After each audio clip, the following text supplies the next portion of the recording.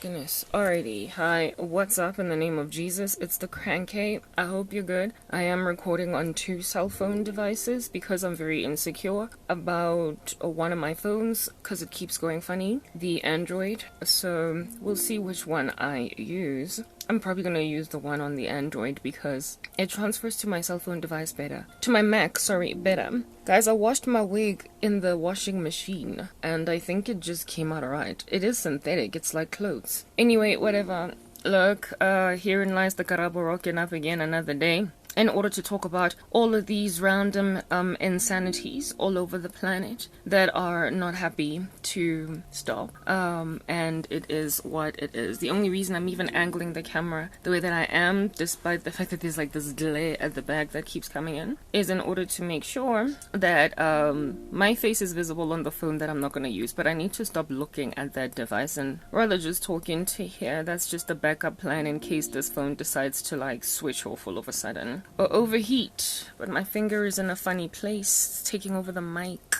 anyway.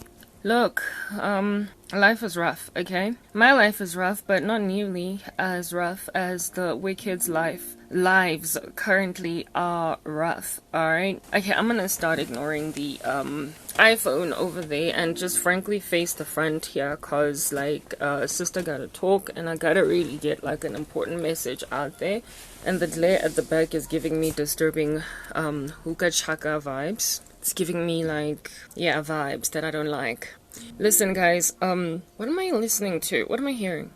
Neighbors are talking. Hey? Woo. Anyway, I think maybe recording the same thing on 2 devices is giving some kind of acoustic backlash. I don't know. I don't think that's what's happening, but it is what it is. Look, yo, I'm exhausted. But not nearly as much as the Wicked are, frankly, also similarly just worn out. And their evil is what it is that's taken them over. The wickedness of the wicked ensnares them, thus saith the Lord in the scriptures. The righteousness of the righteous, however, delivers them. So, yeah, I keep getting dreams of random wicked folk, little witches that I don't know. Can't recognize them. I get to burp. Leave me alone. Can't recognize the living daylights out of them. They look like absolutely no one I've ever met in my entire existence. Yet they are feeling some kind of funny, strange way. Checking out me in particular, my content, and I'm like, thanks for being one of the only people looking at my content. Look, I gotta also put it out there again. Every day I have to say this caveat because I noticed this like app on CapCut. I'm hearing people talking outside and they're disturbing me. On CapCut to apply makeup, every so often it bounces, especially by my eyebrows over there, off my face when I blink, when I gesture, like a happy baby. And so I just have to put it out there that I'm wearing app makeup just to make myself feel like I look cute or whatever. Otherwise, I wake up like this. Anyway, look, there's no time for jokes right now. We just gotta get real and serious, okay?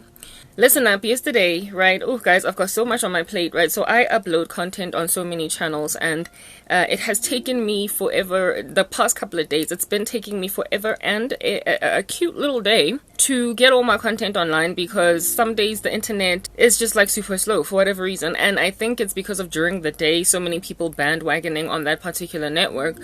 So only in the wee hours of the morning do I get super fast internet. Understood? Bandwidth is a thing, right?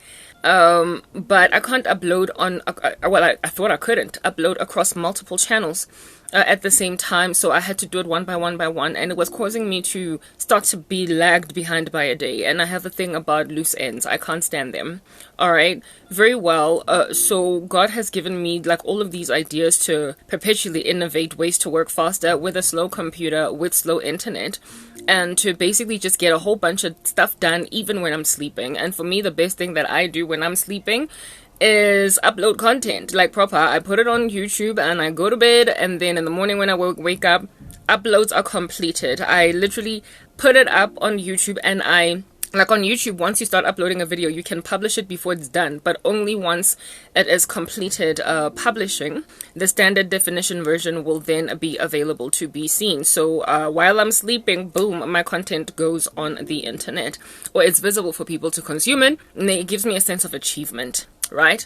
But how it is, I've got 4 channels where I upload content because I'm trying to dump my stuff everywhere. And all 4 channels have been severely shadow banned by YouTube.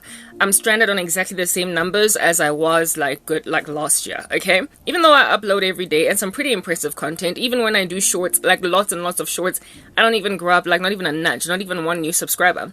It's okay. I've taken that in my stride, but I don't want to keep seeing that, so I don't look at my analytics. I don't, like, last time I checked any of my subscriber numbers was literally months ago. I survived by imagining that somebody's actually watching me, because one day a whole bunch of people are gonna watch me. I'm speaking millions, okay? When it's kind of like already late to enter into the rapture. And so the way that I avoid to see how many subscribers I've got, and the way that I survive not seeing, well, I don't go into my analytics page at all. I even on the upload page, I hide my stats. I literally take the window of my browser and I shift it to the right so that it hides the panel where it shows me the number of people that have viewed, likes or dislikes, etc. I make sure I don't see any of that. That's how I survive that level of rejection. I pretend I'm being viewed. And it literally goes a long way to pretend. Like, I live in a dystopia where 24 hours a day, I just imagine I'm not living in a dystopia. I'm exactly like Will Smith in, is it I Am Legend or whatever, where he's living in this like world that has gone to the total dogs, and every so often he chats with mannequins and pretends they're human. That's what I'm living like, alright? And it works. It works to keep me healthy and sober. Combination of this work that I do, exercise, uploading, and imagining people watching me feeling like crap for basically ignoring the person that they were supposed to listen to. Not only that, the wicked feeling like crap for being in a position to hide me. So it is not everybody that is hiding me that is going to be feeling like trash for hiding me, but they'll just be feeling like trash for not finding me. But YouTube will be responsible for blocking them from seeing me, and a whole bunch of other witches literally standing on the content of other people. I have made mention in my very historical videos before that there are people, content creators, little witches who work, who have built their channels off of the blood, sweat, and tears of other content creators. In other words, they literally seek out smaller channels on YouTube that are just starting out before they make their success, before they reach their height, before they get to where they get. They scan their content to see their potential to grow. So they go out of their way to look for people who are good, but who are not yet anywhere. Like the person who has just started out. How can I describe this, guys? Yes, let's use the story currently in Maui, in Hawaii. This very tragic, horrific thing that has gone down in Hawaii. The fire, the wildfire that's killed over 100 people and counting. Yes, that situation is quite dire. It is extreme. It's terrible. Like, frankly, it's just unimaginable what people they are going through, right? But, you know, this world has got a lot of bargain hunters. This world has got a lot of exploiters, opportunists, perniciously stealthy people just squeezing their way into a circumstance to juice the living daylights out of that which cannot, frankly, afford to be juiced. Frankly, they are like vampires. They're into exsanguination. They just love to drink up all the blood that they can out of people, leaving them high and dry with no futures. So there are literally venture capitalists. Literally, can you believe it? Like, this is the earth, okay? 2 Timothy 3. From now on, in the last days, perilous times will come. People will be lovers of themselves, lovers of money, boastful, proud, abusers, just disregarding of people, despisers of those who do good.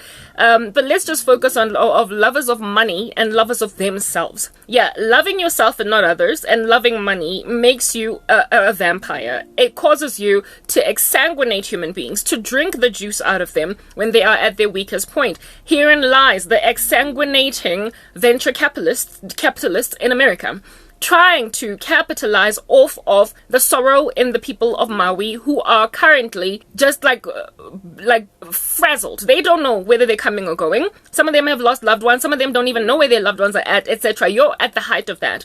You're living in sporting centers. You're living out of homeless shelters, whatever, like government call these things,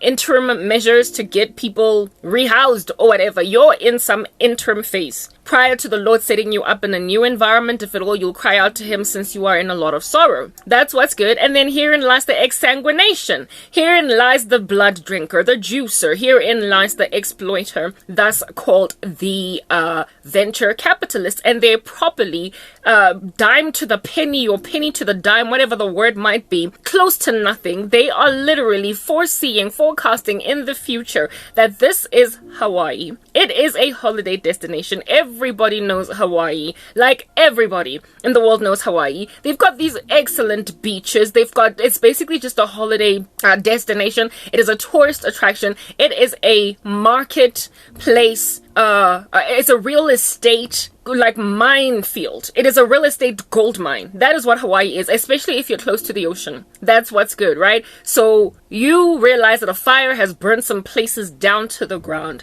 And then as a venture capitalist, you go to Hawaii where people are suffering, living in sporting stadiums that have lost their houses. Do you understand? Maybe even family members. That's what's good. And at the height of their sorrow, with the government taking their merry time to basically do what they need to do for the people. I mean, it's so bad that they're not even giving people water to extinguish fires. Like, it's so bad. The situation in Hawaii is just a freaky little mess of a obviously global elitist strategy of some Pinky and the Brain nature nefariously trying to take over the world because they have nothing else to do for the day. Yeah, that's what's good. I am looking at Babel in the worst way when I look at Maui, but moving on, all right?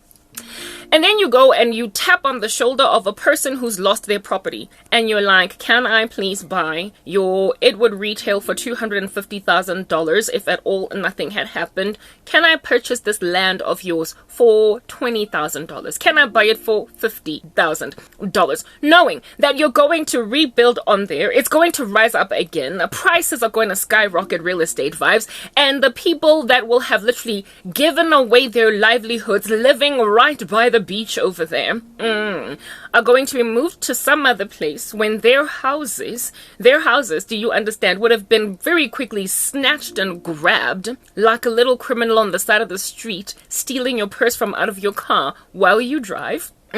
Your house, like your entire house. Exsanguination. It's just drinking of blood out here in these streets. That's what's good. And one of the victims of this nature was like, me and my family are busy like living in our car, going from pillar to post, and we got called by venture capitalists. They literally tapped on our shoulders, offering to buy our house that has burnt down in exchange for us to move somewhere else. Capitalists, exploiters, people who try to see if they can't use a situation to their benefit, their favor, because they have no regard for their fellow man. Not even patting them on the back, not even hugging them, giving them some kind of hope for the future, praying with them, sign of a compassionate nature. No.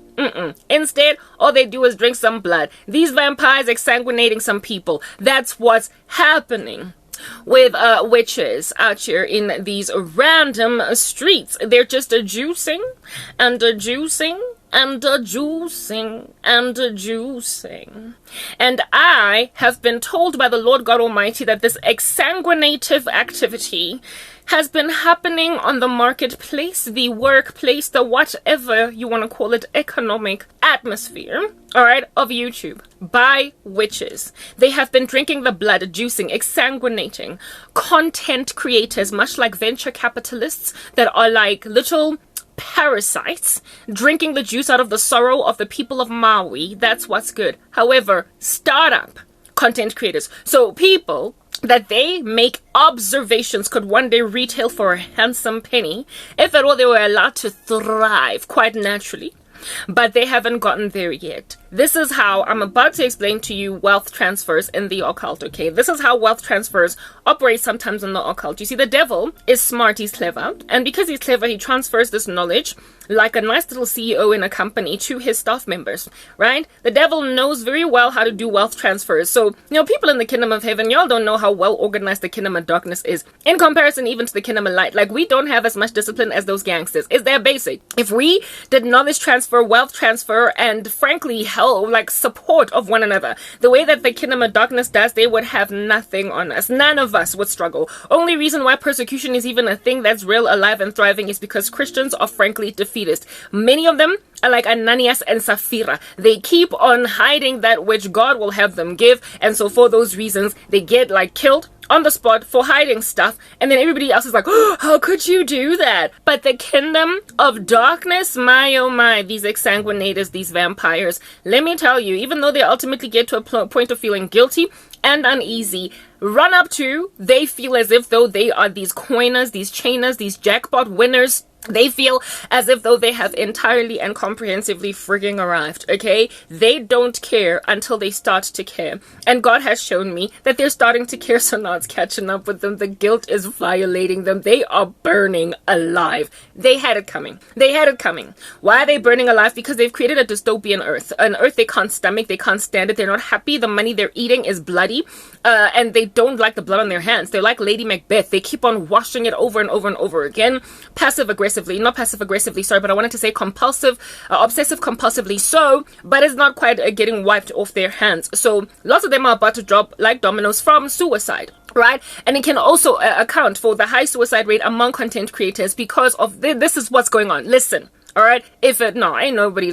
People are, hey guys, yeah, the only people listening to me are people in the occult. They are invested in my case because they are always trying to steal something new, and they are freaking out at what under heaven it is that I keep on prophesying and speaking about because they're scared that I might just be onto something, but they're not repenting. So I only create content for some freaky people. That's what's good. But one day I'm going to be creating content, consuming shall my content be.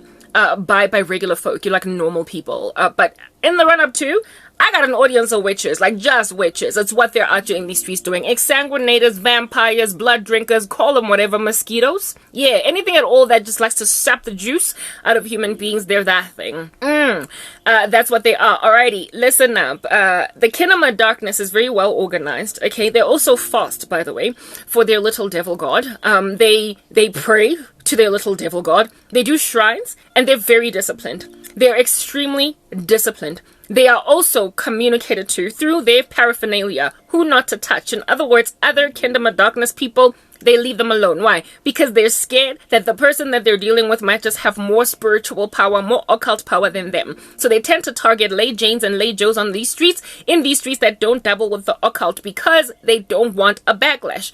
Like, fallen men on the earth, they don't fear God, they fear each other. They fear the devil. They fear the power of the devil. So the only people that they're scared of out here in these streets are each other. So they know not to, long story short, target each other.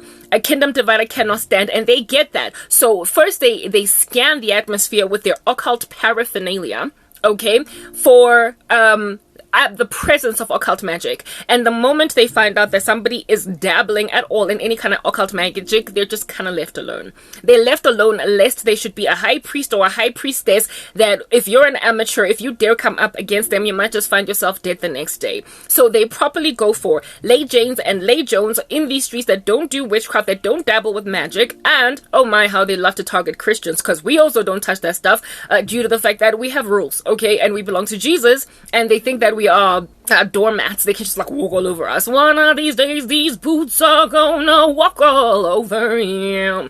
That's how they feel about Christians. They have no respect for our God, but trust me, the day is gonna come and every knee shall bow, every tongue confess that Christ is Lord. But in the run-up to, these bugaboos gonna be like Christ schmeist, okay?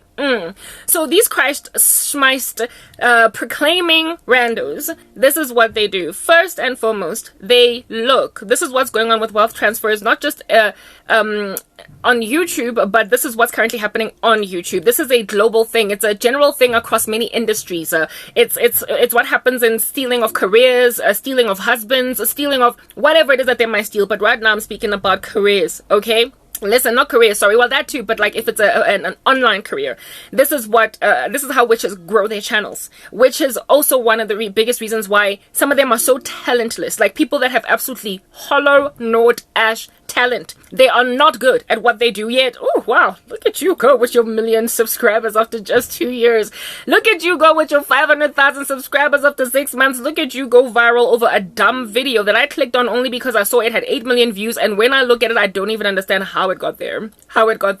They are exsanguinating content creators, and they target good people, but that are small. So let's explain what's going on across the world on YouTube, over and above YouTube's own shadow banning. So the unscrupulous immoral activity of social media platforms is feeding these exsanguinators, right? The devil, the kingdom of the devil is not divided. So YouTube belongs to the devil, Facebook belongs to the devil, all these social media platforms belong to the devil. So when it comes to censorship, they somehow strangely automatically do not censor these guys, even if they've got channels that are conservative or channels that are against the grain. If they're always talking out against climate change or the global disease that slapped everybody, and they're speaking taboo things, for some strange reason they're left alone. That can account for why it is that there are some people that appear to be able to speak whatever they want to speak on the internet and yet don't get touched. It is spiritual. And I'm about to get into explaining all that right now. Okay, listen up. These exsanguinators, these vampires, these mosquitoes, because some of them are that amateur. All they do is drink a little bit of blood and cause a bump on your skin, make you scratch yourself.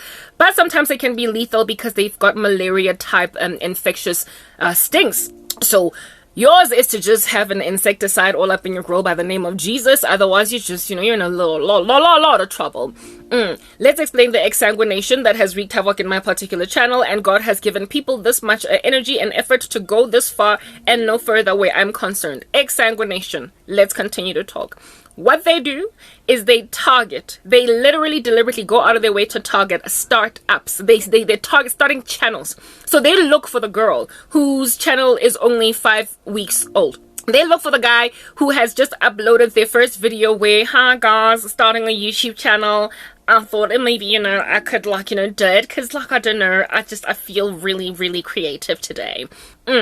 They look for small content creators, and they look for small content creators within their niche. They look for content creators within their niche because they have to draw a crowd that's generally interested in their subject matter. It'll not at all. Witchcraft is, yes, fine. So they believe that it can do all different kinds of weird and wonderful things and even change people's personalities, but that's naive. Largely, they understand that people tend to stick to one particular desire set. So if you're interested in hair, you will always click on hair content. If you love to listen to TED Talks, you will click on that. If you love to listen to motivational speeches, you will click on that. If you love cooking content, you will click on that. If you love fitness content, you will click on that, etc., etc. Okay, so they're not like a guy that does fitness is not going to target, for crying out loud, like a foodie influencer, or at least an aspiring foodie influencer. A guy that does travel is not going to go and target some lady that knits, that does crochet like beadings for local charities, for crying out loud. Like,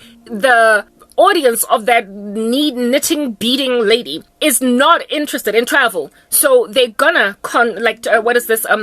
target content creators that are within their niche. So they search for them, keyword searches and all of that jazz, and they deliberately look for ones who have got a very low viewership because they've just started yesterday, or their channel is, they're striving, they're pushing, they do their research. That's what's good. They do market research, and it's a very thorough market research because for them it's a business model. This is their business. This is how they start their business, by sapping and drinking the juice out of other people's businesses. So if you're a venture capitalist, the thing that makes you all vampiric and pouncing on people to try and offer them an investment opportunity, if you're an unscrupulous and an immoral venture capitalist, you are going to look for good people who have got good ideas that you can buy for real cheap and then burgeon that price and make it gargantuan, following which you will then coin it, cash it. You will win a lottery. You identify a really gifted person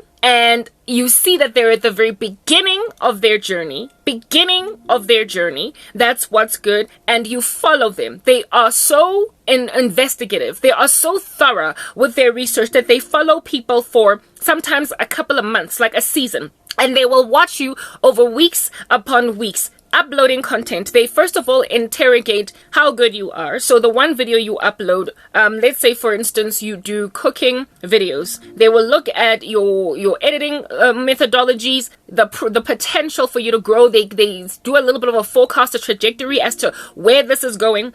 Are you really good at what you're doing? The ultimate end result of your food that you do, even if you've got a grainy, ugly video, is it good? And for them, it's like, it doesn't matter. If this video is grainy, it's gonna become clear one day, because she's gonna monetize her channel, and she's going to one day realize that this thing is fruitful for her. And so she's going to ultimately get all that she needs, including a nice little beautiful kitchen and lighting and cameras and whatnot to improve her quality. Then on that day, she's just going to burgeon, blossom, and become a little bit of a beast on YouTube. So they look at potential, just like in Maui. The venture capitalist, they be out here looking at homes that are by the beach side, that are burnt to a crisp, don't look good today, but market value, retail value for these things in the future, once rebuilt, is out of this world astronomical. So they look at something that has real potential. And if they find you with a small little negligible channel that is, however, with great potential, they will target you. So if you're the cooking lady, if you ultimately hook up the baddest cheesecake in your grainy little video, I'm sorry for you if you've been found by one of these exsanguinating vampiric freaks. You will suddenly have your channel go absolutely nowhere. They demotivate people, and for the larger majority of the time, these people have got their own 9-to-5s. They've got other things that they're doing. YouTube is not the be-all and end-all. It's not, frankly, the last door that they're knocking on. So if you want to do a channel, if you have got a little bakery and you now want to move it online type thing, your bakery is already thriving, people in your community absolutely love your croissants and what have you, and when then you make your puff pastry and do your croissants on YouTube and you only got 2 views and you only have 2 views and nobody's looking at you, you're gonna give up on that channel because you're too busy making croissants a day. But that's just the thing. If at all you grow and you realize that there is a second stream of income that you can make, and people embrace you and they love you, it can motivate you, even though you already worked very thin, to push those long hours to finally do your videos, edit them at the end of a day of cooking a whole bunch of croissants and only getting 3 hours of sleep a night. It can motivate people to push. It can motivate people to push, even if, frankly, there's not enough hours in a day. But there's nothing more demotivating than putting in hours of editing in a YouTube video, including recording the actual footage, only for you to get 5 little views, only for you to get 5 little views on your video and you go nowhere. I mean, video editing is a monster, guys. It can take for like ever in a day, and especially if you want to really impress. And sometimes even the freshest and newest of content creators go out of their way to edit videos for hours. So if you've edited a video for hours and then it only gets like 5 views, if you've edited a short for hours and it only gets like 2 or 3 views, 1 or 2, 3 likes, and even then one of the comments is telling you give up, don't quit your day job, you will give up. You will throw in the towel. And the important thing about these channels is that the people have to throw in the towel. If they don't throw in the towel, the wealth transfer does not get completed. It doesn't happen. So the YouTuber has to quit. If at all you're going to get, if for instance, the lady who is making donuts and croissants because she's a baker like that, hey girl, what's up? You know what I'm saying? I'm trying to do that. That lady with the croissants and the donuts and the puff pastry, that's what's good. Yeah, if she would have gotten within the first 6 months 5,000 subscribers. Those 5,000 subscribers will literally sit in the cosmos. They will sit in the stratosphere, whatever, frozen in between worlds, not getting taken over to the witch. If this chick, I know, but she just fosters. Like, even when she uploads her puff pastry, don't nobody do nothing. She's sad, she cries, and then goes back and uploads. All throughout the season of her trying to grow her channel, the wealth transfer cannot happen while she is still trying. If she is still trying to do what she needs to do, if she's still trying to do what she needs to do, in spite of a strangeness of a lack of growth, in spite of stagnancy, if we are forced Lomuntu, if she's got perseverance, if in the background of her doing her cooking, she's always listening, Tutu, I'm unstoppable, I'm like a Porsche with no brakes, I'm unconquerable, I will never leave. Yeah. If she's busy listening to I'm unstoppable and she keeps pushing and pushing and pushing, her stolen content, her stolen stars, her stolen videos, her stolen prosperity, her stolen subscribers will just chill in the cosmos, and the wealth transfer will not be completed. So the YouTuber in question that has stolen that person's entire prosperity set on YouTube will not ever get those 5,000 subscribers after 6 months. That's how they pile themselves on. That's why they grow so fast, sometimes even lacking talent. That's why there are channels on YouTube that are strangely ignored, or Facebook, wherever it is that you might go. They are strangely disregarded. People are not able to get to where they need to get on these channels of theirs, because there are people literally sitting on their prospects, and they rely on people throwing in the towel. They have to agree to have their content taken, basically, just like the people in Maui, upon being tapped on the shoulder of by a venture capitalist that is trying to juice a circumstance, exsanguinate the living daylights out of their blood. They have got to agree to sign that contract and basically sell their house that has been burned to the ground and go live somewhere else.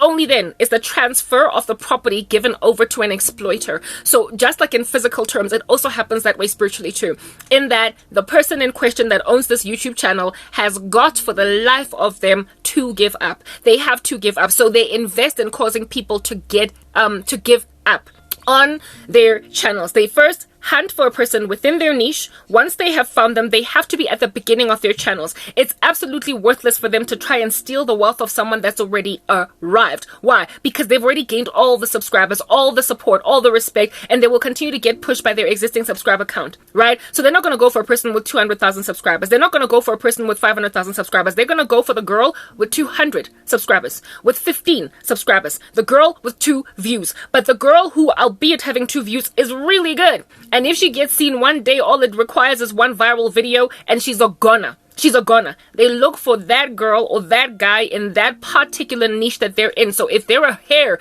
content creator, there's actually one hair content creator that the Lord has exposed over and over and over again to me that does this. If they do hair content creation, they will look for a hair content creator. And this new girl that's busy doing her wash day routine for 4C hair, she will look at her, see if she's any good, see if she's impressive, eloquent, see if she's got any value in terms of her video editing.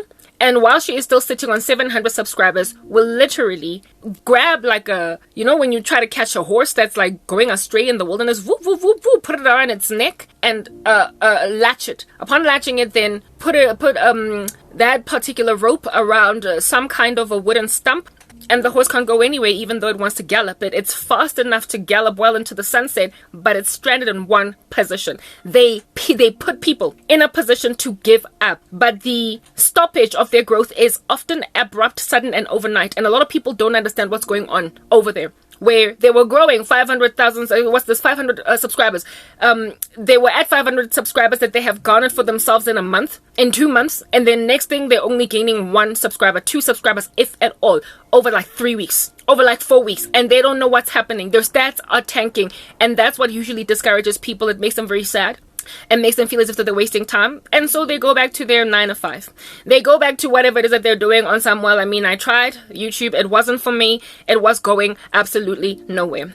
So they target people. If anybody that has had this happen to them, especially if the growth of their channel was sudden and overnight, especially when it's not explainable as to why it's freezing. Like if you're not a taboo content creator, like if you're not one that's always just kind of, it's like creeping up your fingernails up YouTube's like dirty hair. If you're not always irritating YouTube because you're always talking out against the colorful agenda or the virus or the whatnot. If you're not taboo but all you do is just talk about hair and your content freezes, it's witchcraft. It's witchcraft. Karabo can sit with confusion as to whether or not it's YouTube or witches, because I'm taboo. I talk about things that are taboo that tends to get people smothered by YouTube. But I also have a fitness channel where I do nothing but squat and, squat and unsquat. This is not something that would irritate the living daylights out of YouTube. YouTube just looks at a person squatting and they're like, whatever, let them squat. They're not taboo. They're not speaking out against the veracity or lack thereof of climate change. Just leave them alone. Yeah, when a channel where you're just squatting and stopping a squat, where you're lunging and stopping a lunge, where you're lifting a dumbbell and stopping lifting a dumbbell, and there is nothing offensive about what you're doing, especially when you don't talk in that channel, all you do is just exercise. Yeah, when that's frozen, that's not YouTube. When that's just frozen, that's not YouTube. That's witchcraft. That's someone that has scanned these streets looking for another fitness content creator to grow their own channel, and they never stop, by the way. They can get to 700,000 subscribers. They can get to 1 million subscribers. And because the eye of man is never satisfied, the eye of man is never satisfied. That's what's written in God's word, like death and Sheol. The eye of man is never satisfied. Their greed will make them perpetually, in order to grow those additional subscribers, it'll make them perpetually keep on looking for young innocents. And by young, I mean young on YouTube. As in, they've only got 5 days worth of presence on YouTube. They will keep on looking for them to exsanguinate them. They will keep on looking for people to destroy on YouTube. They will keep on looking for channels to steal. They will keep on looking for everyone and anyone to take the content away from. They will never stop. Do you understand what I'm saying? So that they can get to 2 million subscribers and 3 million and 4 million. They never get to a point where they say enough is enough. And they also never get to a point where they trust their own talent enough to keep growing. There comes a point where your own subscriber base just keeps pushing you and pushing you and pushing you until YouTube pushes you. Do you understand? So if enough of your own subscribers like your content, it'll then get pushed out to more people who will then happen upon your content. And there are people who genuinely do like talentless people. Just random whatever videos on YouTube that you find that have absolutely no value, no edification value, just hollow, knot, and ash, and they just like that because we live in an empty society full of people looking for a dopamine fix online, and they will just click on you. These people also bewitch their audiences in the sense that they send out something kind of electric, a frequency that is cosmic and spiritual that makes people strangely itch their fingers and click like on something that, if at all it was within their own faculties to do so, they wouldn't even care to, never mind notice the video, but go out of your way to allow your shaky finger to click a like,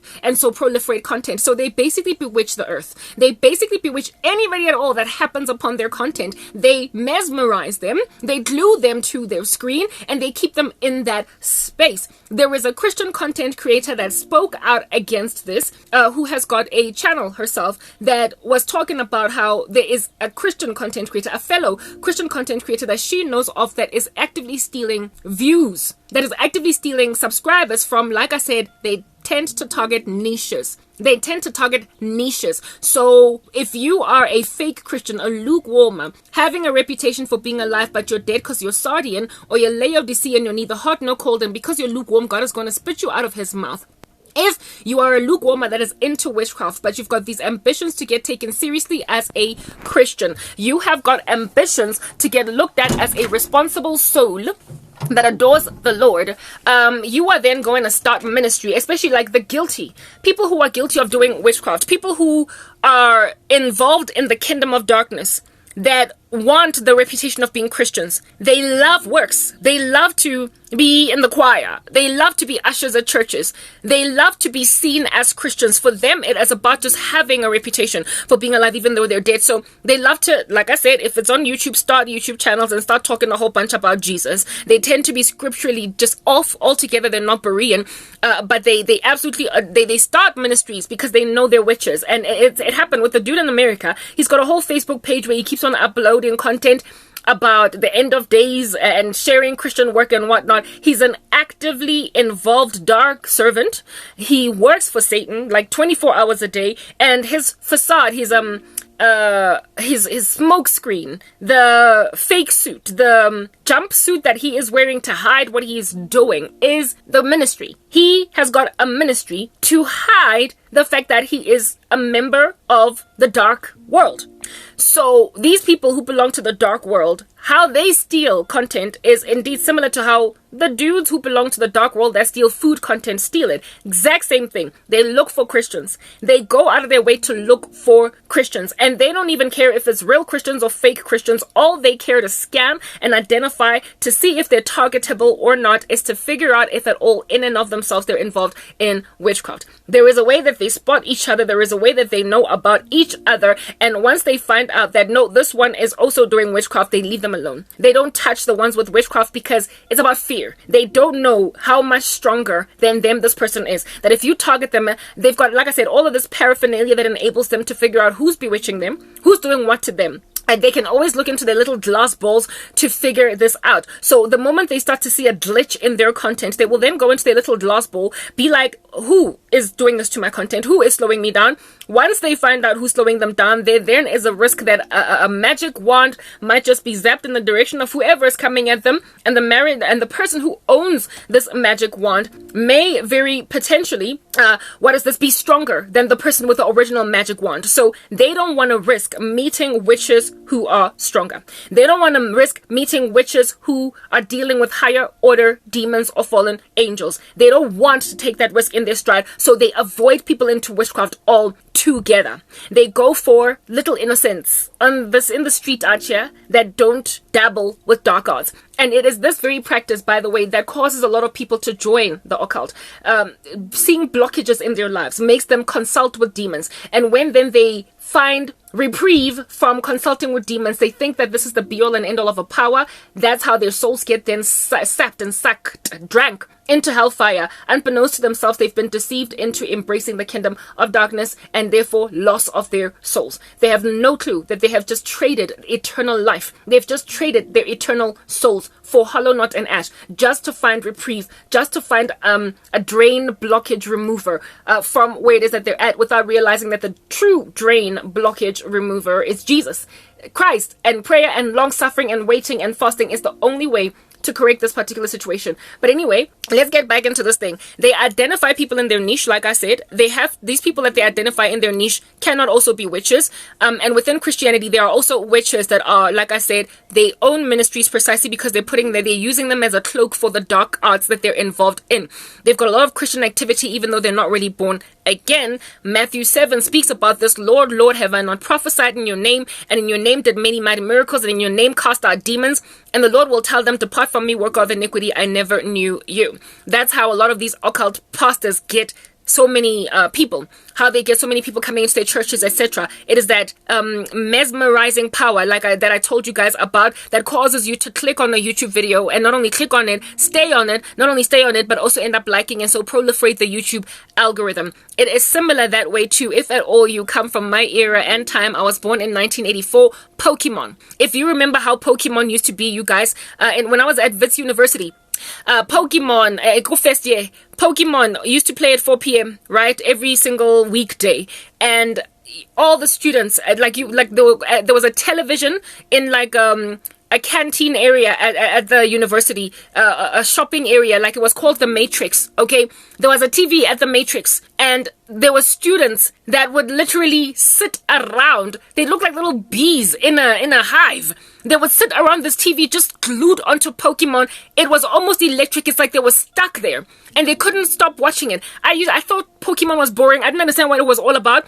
I frankly couldn't get it, but it was conspiracized later on that there was something magical inside shows like Pokemon and Dragon Ball Z that literally sucked in children into the TV until they couldn't let it go. Even though it had no real entertainment value in it. It did that. It electrocuted and froze in one place. The students at this to a point where these buzzing bees around the TV was dead quiet in an otherwise very busy Matrix. At 4 p.m. up until 4:30. It was the freakiest thing to watch. It was the freakiest thing to watch these kids, these grown kids. They were not even primary school or high school age. They were in university now, and all the way from first year to postgraduate level, just frozen on a television at the Matrix at 4 p.m. to 4:30 watching Pokemon. The way that these people get drawn to content that belongs to these witches is similar to the way that you get drawn to Dragon Ball Z or Pokemon. You don't even know what under heaven is in this thing. There is no real entertainment value in it. It's badly done. It's not even the best kind of animation you can find out there, and yet you're drawn to it. Yeah, well, they do this exact same thing where you will keep on listening to the content of a person over and over and over again and struggle to let go. Frankly, I struggled with Prophet Lovey. When I found his channel because it was recommended by Nick Jones, I could not, even though I found so many heresies in his work and so many things that were offish, I could not I could not get away. I couldn't get away until I started getting all these nightmares from God showing me, get out of Lovey's ministry, you're in trouble. Prophet Lovey is out there in these streets producing Pokemon in church, Pokemon on YouTube, Pokemon, something electric and mesmerizing, bringing you to their channel. And so their channels grow really quickly. If it's a church, it grows real quickly. If it is an office environment, you suddenly get loved by bosses.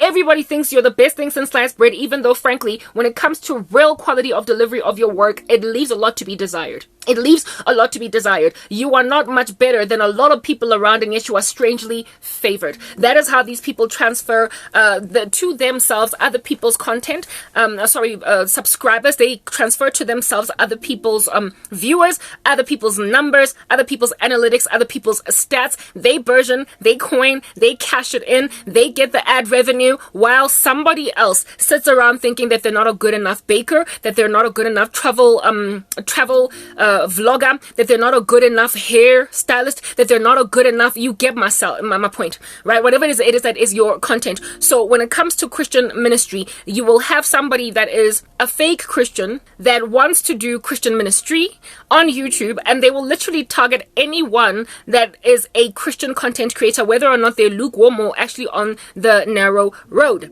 So you will have these people doing wealth transfers or attempts to steal ministry from people that are truly called and others that aren't called. The reason why they don't stop is because there appears to be prosperity in them stealing from ministries. Herein lies the deal. Not everyone who says to the Lord, Lord, Lord will enter the kingdom of heaven. Not everybody that goes on YouTube and creates content is of God. Not everybody is called. It is very easy to take away a call from a person, or at least a ministry, to take away. The Bible says the Lion of the tribe of Judah has roared. Who can but prophesy? Do you understand what I'm saying? Like, if the Lord has sent you, like Moses, you can complain and say that you stutter as much as you want at the burning bush, but you're going to do what God has told you to do. He will give you Aaron. He will inspire your wife Zipporah to stand in the gap for you and circumcise your son so that you don't get destroyed. You will ultimately lead those people out of the land of slavery and into the land flowing with milk and honey. Look at what happened with Jonah. He was put in the belly of a fish, and he went out there and pleaded with Nineveh and preached to Nineveh. Anyway, there is no rejecting a call in Christ, no matter how hard you try, okay? Many are called, but few are chosen indeed. But once the Lord has set apart a job for you, and you embrace it and you walk in it and you are determined for it, you can't be stopped, even when people try. It is a calling that is unignorable. It is irresistible. Do you understand what I'm saying? It is irresistible. The call of God on a person's life is irresistible. It's entirely irresistible. He's sovereign that way. So if it's real, if a person has truly been called, if they've truly been given ministry by God, there is no amount of wealth transfer, taking away of YouTube views and shares and likes and whatnot that's going to make them stop prophesying. The Lion of the tribe of Judah has roared, but who can but prophesy? Preaching by servants of the living God, prophets, etc. of old has often been to towns and cities that were disinterested in hearing what they have to say. They were unpopular.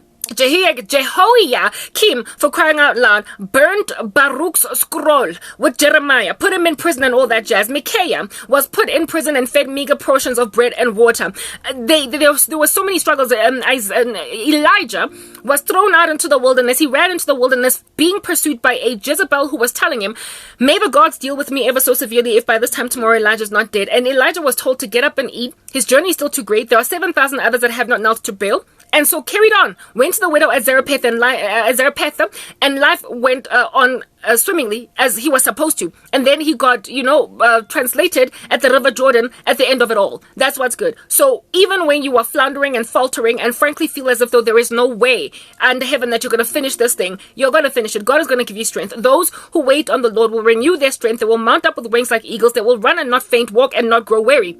Even though young men faint, even though you get my point, right? So it is impossible to stop a Christian from doing the work that the Lord will have them do if they are truly called. Therefore, a Christian will be prepared for the life of her. Okay, if there's a speech lag, guys, I apologize. My phone is getting hot when I speak for too long. That's why I've got two places where I am recording, so that just in case this one drops the ball, we can always just go back to that other video. Yeah, so irrespective of having no audience, it being just this empty, barren wasteland where you're talking to what appears to be absolutely nobody, do you understand? You preach anyway, because God has sent you. The Lord has sent you. So if He has sent you to go and preach to a dry land, land. You trust that it is a valley of dry bones, and one day sinews are going to grow, muscles are going to grow, hearts are going to start beating, and people are going to grow. They're going to rise from the dead. When you are sent to a desert, you trust that the Lord is going to one day make it a fruitful land where olives are shooting, where flowers are burgeoning, but like you trust by faith that somehow, some way, the seed that you are planting on what appears to be soil that is not well prepared for the seed, soil that is like sandy soil or some other kind of soil where seed can't grow, in spite of it, you preach anyway. Whatever you don't see, you carry on, because that's what prophets of God of old have always done. That's what evangelists of God of old have always done. They have spoken anyway, in spite of a society that is full of rejection of their message. And then somewhere, somehow, there is a sprout. Somewhere, somehow, there is a harvest. Somewhere, somehow, miraculously, people come. Somewhere, somehow, in this very dry, barren wasteland where there is absolutely nothing going on, there then becomes a whole forest grown with trees and everything, monkeys swinging all up in there, and fruit growing in them. All right, we trust that. So if you are truly born again and truly called of God to do ministry, you cannot be stolen from. However, there can be a season in the interim where it is that it appears as if though frankly you are wasting time. But even when you feel like you're wasting time, just like Jonah felt like he'd be wasting time in preaching to Nineveh, whatever, you're gonna do what you need to do. You're gonna do exactly what you need to do. So motivation for Christians to keep on pushing and what appears to be their unyielding and stubborn recalcitrant behavior to a lack of action, a lack of activity, a lack of service for their work, a lack of appreciation, no reciprocity, but they're pushing anyway. It's not that they're strong. It's that there is a mighty and holy God saying, I'm roaring, so you will prophesy. And there is no saying, but no one's watching my YouTube video. Everybody's just quiet. It's a barren wasteland. It's a valley of dry bones. So they will walk, they will talk, and they will live. That's what's good. So we are not motivated to come every day on YouTube by numbers if we're truly called. We are motivated by God, who even though we are grumbling, even though we are disillusioned by a lack of prosperity, of us getting hurt, we are not charged in our own strength. We are charged by the one who said go, and can nobody say no when he says go. So we go. Therefore, as a disciple, what do you do when you are told by the lion to roar? Sorry, to prophesy because he has roared. And nobody is listening to your roar. When nobody's listening to you. When that discourages you and it makes you feel like trash, but you have to keep on coming anyway and anyway and anyway, every day and every day and every day.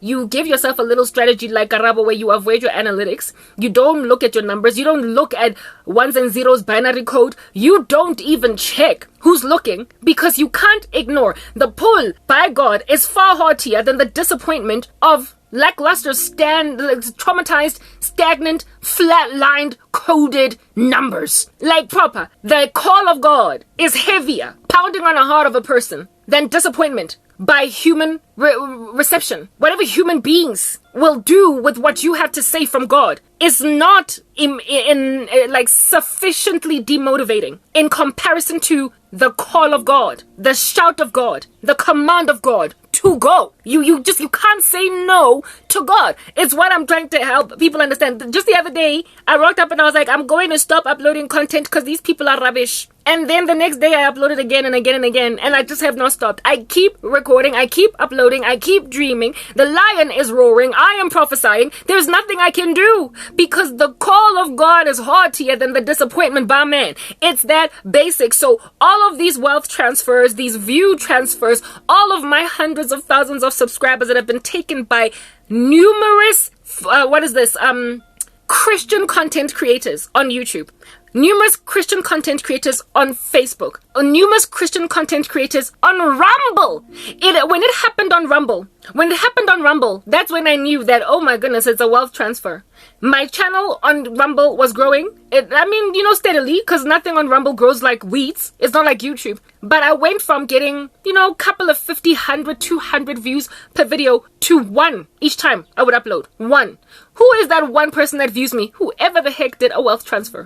Whoever under heaven took my content on Rumble to grow their own on Rumble. Yeah, so now I don't upload on Rumble anymore because it's too much effort. You can't upload many videos at the same time. And they have got a what do you call this, a throttling, because their platform is not quite as advanced and as big as YouTube. You can't upload too many videos at the same time, because then they start to throttle you so that other content creators can be given a fair chance, and the throttling for me is just too slow, especially when I've got a series to upload. So I stopped uploading to Rumble, and I intend to go back to Rumble in the future when I have motivation, and when I have fast internet, and when I've got multiple laptops that I can work from, so that I can, basically get all of my work out in spite of all of these stoppages. But right now I am just like, I've got too much that I am doing at the same time, to a point where I can't focus on Rumble anymore. I'm not even uploading as much as I used to on Facebook, but I'm still trying very hard to keep stuff going on Facebook. But the main place where I'm uploading right now is YouTube, and I'm so determined on YouTube that I'm uploading across four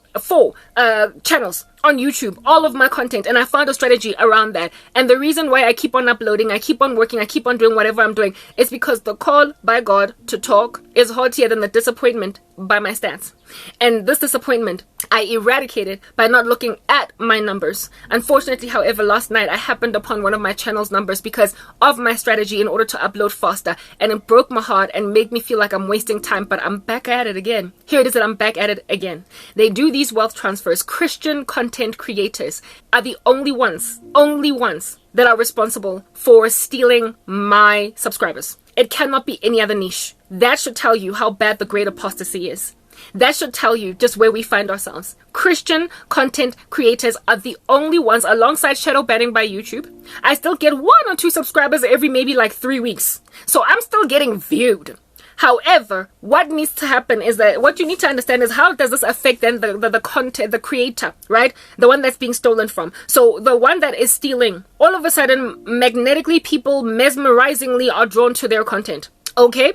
That is your numbers, all right? However, they cannot steal content from a person that is still uploading, because the transference of this thing only comes about when the person gives up. It will be the tantamount of agreeing to sell your house when you're not ready to sell it, okay? So for as long as the content creator is still uploading, the witch in question cannot steal. So they tend to look for a number of victims, a lot of them, so that, like hedging in stocks. You win some, you lose some. They don't put all their eggs in one basket. Some people, they never ever get the subscribers off. They never ever gain the numbers off, because these people don't give up even when they've got 1 or 2 subscribers every 5 months. Right? These are guys that they can't steal from, but for the larger majority, they succeed. They prosper. They prosper to take a lot of people's content. And I mean, really, if you are stealing from a new content creator that would have ended up with 1 million subscribers, you're the one that's going to get those millions of subscribers.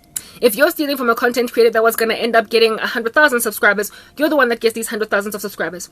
So they search out the whole entire earth, find really good people that have got real potential to do well. And then they take their talent. They take their talent, not only their talent, but also their subscribers, and also whatever it is that is the money that would come to them. And the small number of people that make a decision to push anyway, they can't steal from them, but for them it's like, whatever. I've successfully hedged in this particular fund. I've successfully hedged in this particular stock, and it paid off in the end. I might have lost like maybe 50% here, but I gained a 200% profit in all these other people that I stole from. So that's how they grow their YouTube channels. That's why you find people repeating content, like literally rice water. Every 2 weeks you're doing something about rice water, and yet you are busy from that one video about rice water getting a good 5,000 subscribers, and nobody understands what's going on there. There is a hair content creator that God has shown me is like that. She is in a loop, repetitive. Her work is repetitive. Like all of the content she uploads is on a repetitive streak. The same content every couple of months, the exact same video. Sometimes she re-uploads the same video,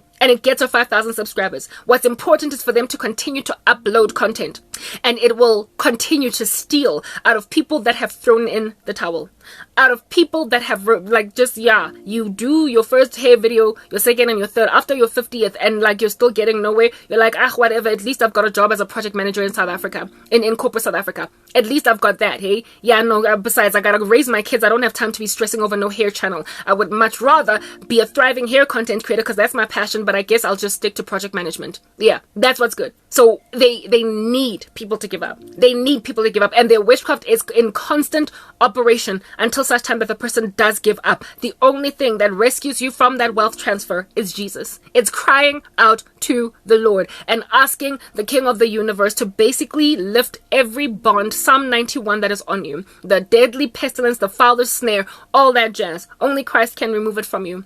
Only Christ. So what you need to do, what people need to do is basically persevere until they break through to the other side. But there is no breaking through without Jesus. So sometimes you can persevere and upload, but you will be a very frustrated content creator where you're just uploading stuff to gain 5 little subscribers in a year. It is going to bore you until you do give up. So they win, but for with Christians. Which is why I am pretty certain that the season is coming to an end where all of this thievery on my particular content is going to be broken off. And all I'll be dealing with is the stupendous, ridiculous little no-brainer platform that in and of itself is hurting me with shadow banning, YouTube.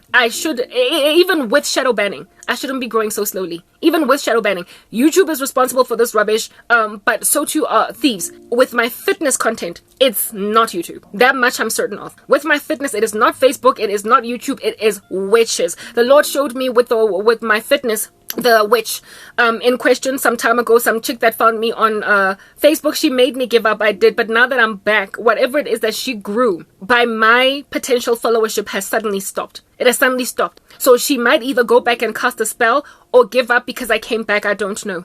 But mine is to just keep pushing and pushing until I've broken through to the other side. Once broken through, can't nobody come at me again. So if at all the Lord does not rapture the church, long suffering is going to make me money through fitness. Do you understand? That's why I am focused the way that I am with my fitness, because the wealth transfers that were done from my fitness content to some other person were to make me give up. But the Lord showed me that if you don't give up, if you suffer for a little while, the God of all grace will restore you to everything, lacking in nothing. If you don't throw in the towel, if you don't give up, I will restore you. And the Lord has shown me that the window of time within which their witchcraft was allowed to test me is about to close. And so one of these days, my fitness content is going to finally start paying off for me. And that's how I'm going to monetize. That's how I'm going to get out of this place and continue to do the work of the gospel until the rapture happens. I am going to get given my fitness. I'm going to get given my fitness because God showed me that when it comes to Christian ministry, they will keep attacking that.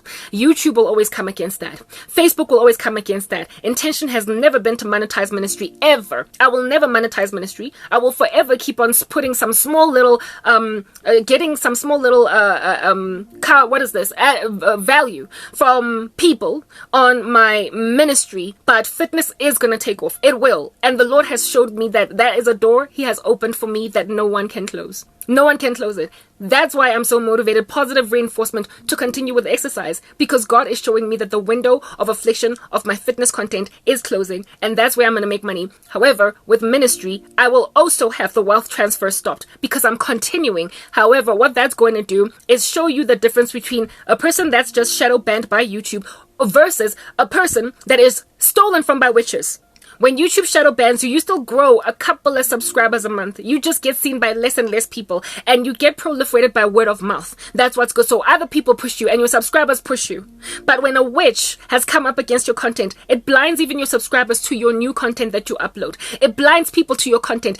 How it works with them, like I made mention, they mesmerizingly draw viewers to themselves, but how it affects the content creator that has had the spell cast against them is that that content creator, people, they can see their video, but they just don't click on it, even though under normal circumstances they wouldn't have. So it functions in an opposite effect to the witch who has stolen, where it is that they mesmerize people towards their content. Now they repel people from your content. So they cause people, including your own subscribers, even though there is a new update of your video, from watching you. And it is only people who are exercising a great amount of self-control, that's what's good, that click on you anyway, even though they feel like strangely drawn away from you.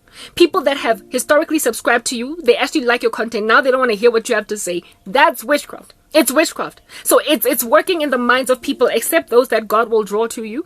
And except, God said he will make us a fisher of men. Except those that God will draw to you, and except those that God has worked in, like they have the Holy Spirit, so they can resist satanic strivings, satanic lurings. They can escape being made to click on something rubbish instead of something edifying. The Lord will keep on sending people to where they need to be sent. So that's how this particular spell operates against not Christian content, but anybody at all that has had this affect them. It causes the content creator to have people just look at their stuff and not look at it.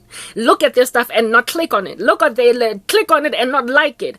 Click on it and only listen to 2 seconds of it. Feel sleepy in the middle of them talking. Stuff like that. And it'll keep on happening on a loop until the person breaks through. But there is no breaking through apart from Christ. There is no breaking through apart from long suffering and waiting in Christ. You cannot do this on your own. If you are just some secular human being that is frustrated by how slowly your cycling channel is moving, you will never get it to move. If someone that also does cycling content has targeted you to steal your content, you will never go anywhere. Not without Jesus. It is only Christ that will suddenly, finally, all of a sudden, like overnight, break you through, and your next video will gain you 300 subscribers in one sitting. But it's going to take a season of pushing and striving. So the advice that I'm giving to people who are struggling with this thing, because I'm pretty sure they've made observations, if at all they happen upon my Christian ministry, if at all the Lord has pulled them to this and they're struggling, this is what you need to do. First of all, give your life to Christ. Linger, long suffer, however long it takes, a year and a half. Finally, you will break through. And once you've broken through, there's no turning back.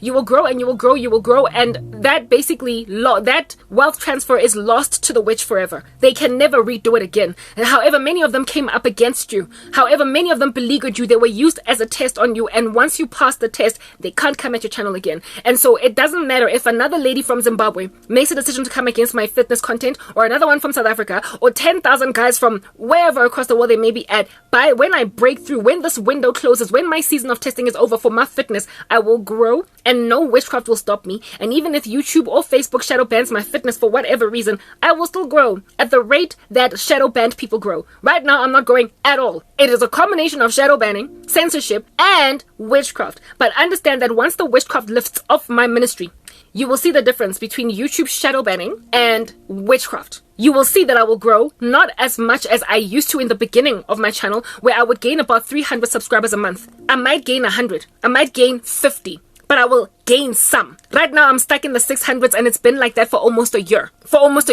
That is a combination of censorship and witchcraft. If it was YouTube only that shadow banned me, you must understand that I would have at least gained by now an additional, over the past year, maybe I might have gained 300 new subscribers in a year. Not 5, guys. Not 5. From growing about 300 subscribers in a month. Yeah. If YouTube had shadow banned me and that was the only thing that was operating right now, I might have gained those an additional 600 over a year, and not nothing at all. Yeah. So it's a combo. Therefore, I'm looking forward to my ministry growing, just not quickly. No Christian ministry will ever be allowed to thrive like an inferno in a bush, and like, the burning fire there in Maui. Never. It's never going to happen. That's why God has told me, don't even try to monetize ministry. You will always have issues coming up against ministry, Karabo.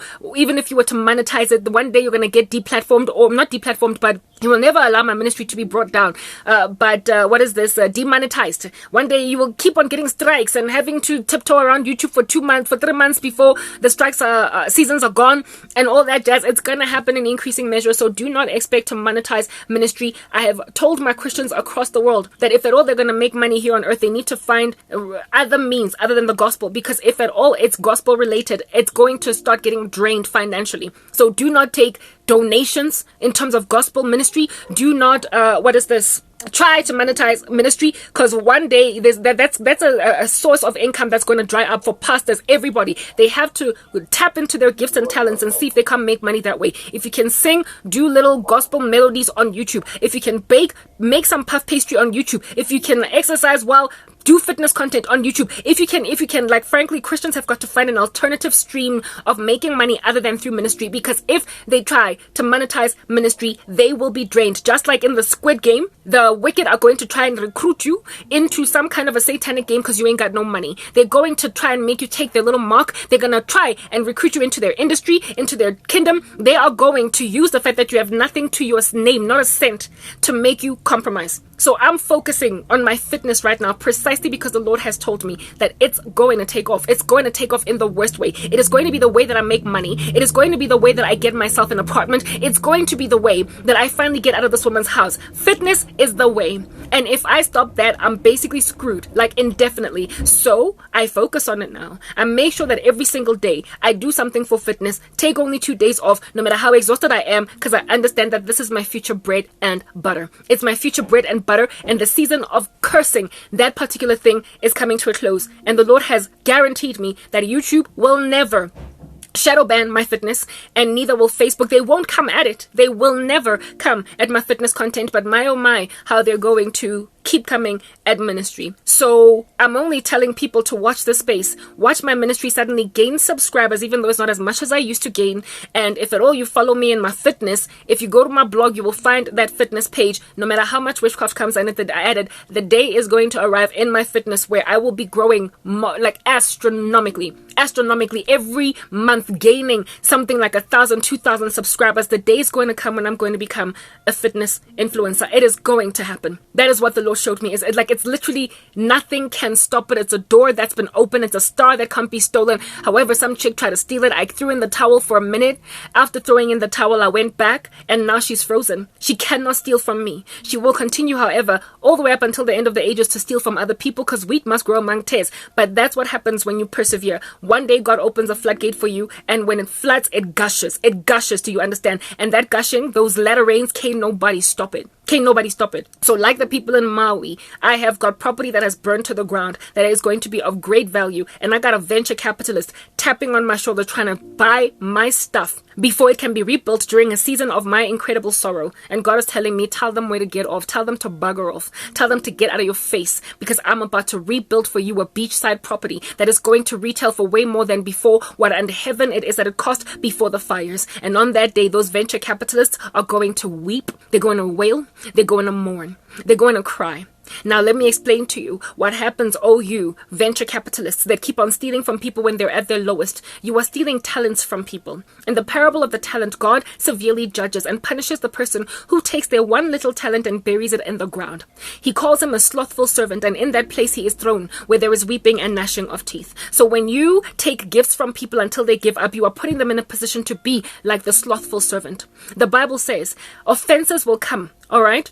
But woe to the man through whom those offenses come. So if you make a person throw in the towel on their gift because they don't know that Christ is the way out of witchcraft, you are a person that is bringing offenses to a town and a city. Woe to you. You've made a man lazy and thrown him in hell for that laziness. You've caused a person to grab their gift of baking, to grab their gift of singing, to grab their gift of skincare, of making, of doing hair. You have made people take their talents and completely bury them. What it is that God has given them from birth as passions. Hey, they're sitting around doing call center jobs in corporate South Africa. They can't stand their jobs, but they know that they can paint. And you are causing such people who want to paint on YouTube to be unable, when not as a painter, to paint, but you get to paint. And you steal all their content. They then put their paintbrush down. They no longer do any of that. And in then doing such a thing as that, literally bury their talent in the ground. The Lord says these offenses will come. But woe to you who put them in a position to sin like that. If you cause any of these little ones of mine to sin, it'll be better if a millstone were tied around your neck and for you to be thrown into the ocean than for you to face God on the judgment. These people who put people in a position to ignore their gifts and their talents until they get old and gray,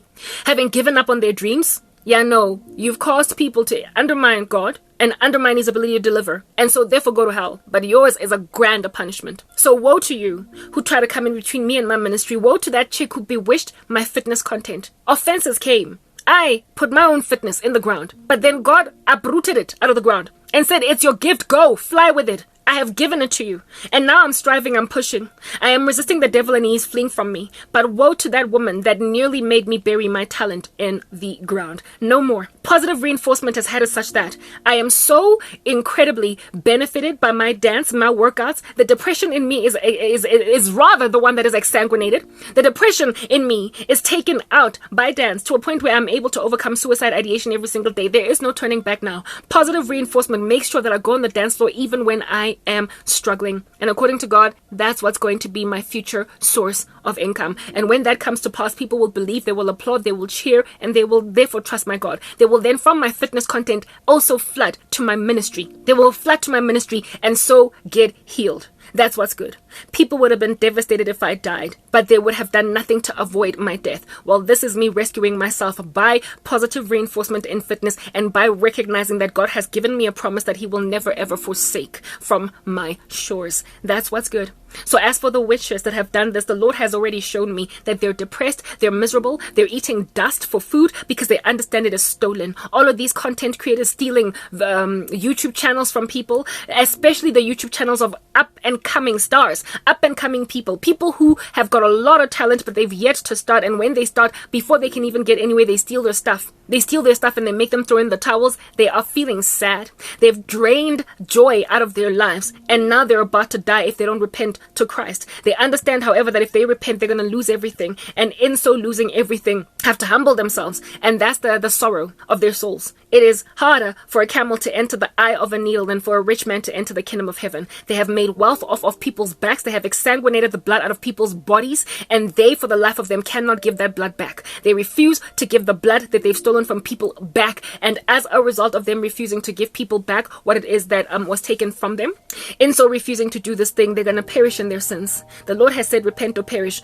Be prepared to lose your house. Be prepared, given that you don't have any real talent, you haven't cultivated or fostered any real talent in you. Be prepared to move your child to a public school where before they were in a private establishment. Be prepared to do that. And because of holding on to lifestyle, holding on to their lives, they're going to lose them. The Bible says if you hold on to your life, you will lose it. But if you lose your life for the sake of the kingdom of heaven, for Christ's sake, you will gain it. These people will refuse to lose their lives, and so they're going to they're going to refuse to lose their lives for Christ, and so they're going to lose them entirely. Even that which they don't have gets taken away from them, just as in the parable of the talents. That's what's good. They are about to lose homes. I've said that because of the fact that if they give their lives to Jesus, they are going to have to accept literally something like a 60% cut of their salary because it will have all been stolen. They're gonna have to embrace humble lives or perish. That's why they're all sad. They're sitting around in chairs twirling on them, understanding that their judgment is here, comeuppance is near, and they're still holding on for dear life. I would greatly admonish them all to repent. Like Papa, it's okay to live in a 2-bedroomed house when you come from a mansion rather than go to hell. What does it profit a man to gain the whole world and yet lose his soul? God is about to give people's YouTube channels back, but they gotta turn to him. God is about to give people their jobs back, their lifestyles back, everything, but they gotta turn to him. However, the rapture is also very near. But in the run-up to the rapture, this deliverance is going to happen. This deliverance is going to happen to show those that was, doubtful. Because the Lord has mercy on doubting Tom, that he is God, that they might enter into the ark. So understand, the Lord is going to create a little mini harvest around my ministry by giving me fitness. And when he does, after he has fulfilled the number of the people that were supposed to be reached by my content, whoop, going in the sky. Don't say I didn't tell you. I'm signing out in Christ's name, Cran K. Peace out.